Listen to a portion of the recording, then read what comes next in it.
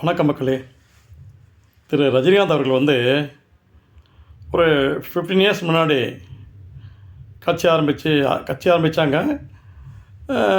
திடீர்னு மீட்டிங் போடுவாங்க.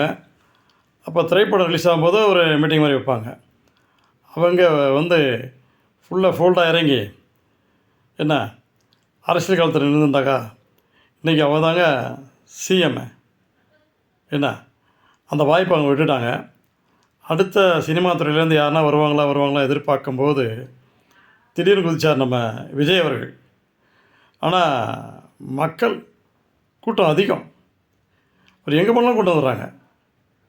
அது மக்கள் அந்த அளவுக்கு அவர் மேலே ஒரு அன்பு, ஒரு ஈடுபாடு இதெல்லாம் இருக்குது.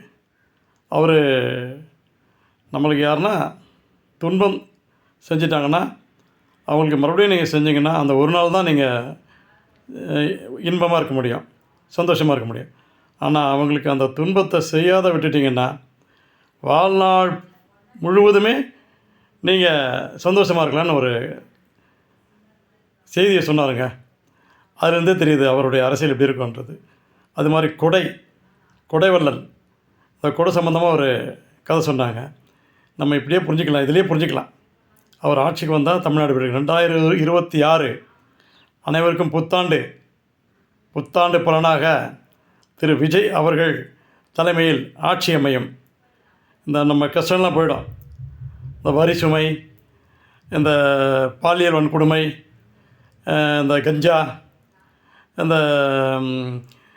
மற்றும் அந்த விலைவாசி உயர்வு இதெல்லாம் பறந்து போயிடும்.